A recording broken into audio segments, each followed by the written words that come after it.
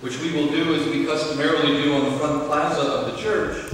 We do have a couple of presentations because tonight is for our community and particularly for our own West Harrison Fire Department a very important and special year as we celebrate our centennial year, our 100th anniversary this year, 1911 to 2011. But just before a couple of presentations to our fire department, I would like to ask His Eminence if he would join me here at the front of the sanctuary to distribute to each of you who have come here and who are emergency medical personnel, firefighters, or police officers, and our public officials, if you would come forward. We have a small gift for you. Each year we give something, and this year we have a prayer card, which is a prayer to St. Anthony.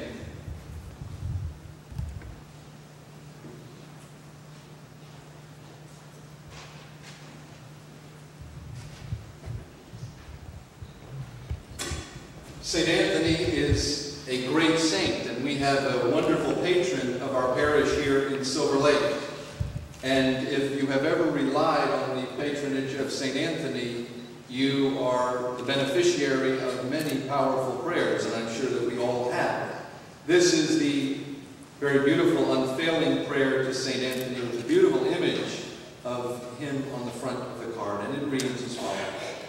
O holy St. Anthony, gentlest of saints, your love for God and charity for his creatures made you worthy when on earth to possess miraculous powers.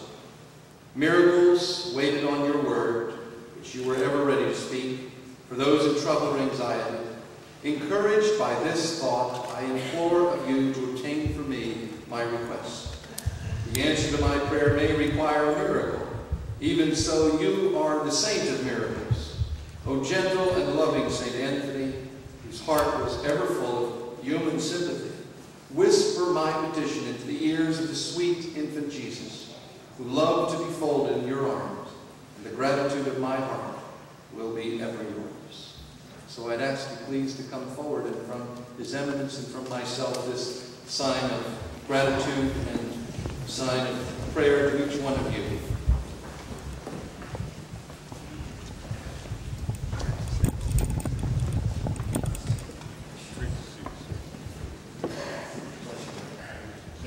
No, it's not. Well, congratulations to everyone. And I'm delighted to have a chance to say a word. On the Sunday of May 1st at St. Patrick's Cathedral, I had the Mass for the firefighters of the city of New York. 2 weeks before that, I had the Mass at St. Patrick's Cathedral with the police officers. So I want you to know I was practicing there so I can run at the top to West Harrison and do it right. I'm very proud of Father Chris Monturo, a very clever bishop. I forget his name, it begins with an E, named him to this parish. And he's happy to take a bow. He's done a wonderful job. This has to be one of the great communities of faith in the Archdiocese. And I thank him for his wonderful homily and for the magnificent leadership here. And if we're going to clap, let's clap hard.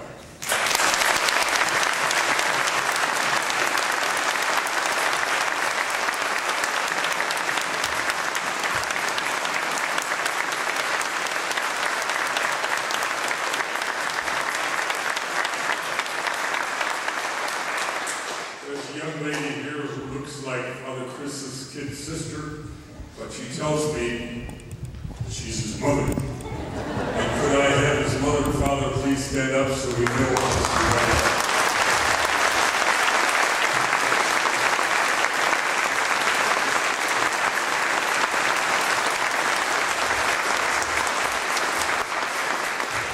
For 6 years, I worked for Rob Oscarino.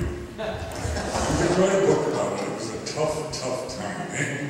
But he did a splendid job when we launched our Sirius XM satellite radio, and I don't think it could have been done better than Rob did it. But we decided that he had done the job there, and we sent him to Westchester.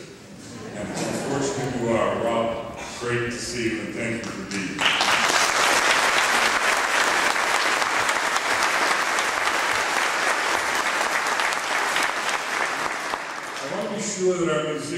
know that we not only admire their work, we're inspired by it.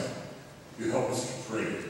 St. Augustine said that who sings his prayer prays twice, and tonight, especially with our wonderful soloists and that splendid canticle of Jarmaisana, Gabriel Fauré, you outdid yourself. Thank you so very much.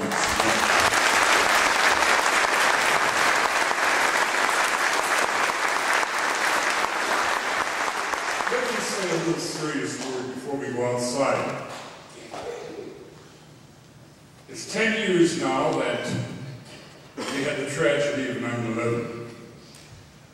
I was sitting at 452 Madison Avenue, having my breakfast, and Mayor Giuliani called and said, "Don't ask me any questions, there's a car outside, get into it." So I did. If you know Rudy, you didn't ask me any questions. And the car was to take me to Chelsea Piers, about halfway along. He called again and he said, "No, I want you to go to St. Vincent's Hospital because we're going to bring those who are injured there." And so we did. And for the next several days, we were there at Ground Zero, which I call Ground Hero, and we saw tragedy, yes. But I learned more about strength, trust in God, and courage in those 5 days at Ground Zero that I've ever learned in all my life. And my professors were the police officers, the firefighters, the EMS workers, and I must add as well, the healthcare workers. I saw courage, I saw indomitable strength, and no one was giving in, going 1 inch in retreat. This was a great moment for New York, and it was a great moment for the nation, and I believe it was a great moment for the world. I'll tell you that personally, for the first 9 years, I never wanted to talk about it, because frankly the whole thing was a horror. But now I guess in my old age I can speak without any hesitation. And I want to tell you that what we learned from our police officers, firefighters, healthcare workers, and emergency workers is something this nation must never forget. I'll never see one of you on the street or anywhere else, but I remember the kind of heroism, the lesson you taught me and you taught the nation. And so tonight, I'm honored to be here, and I'm delighted to have the honor of telling you how much we honor you, admire you, and love you. Thank you so much.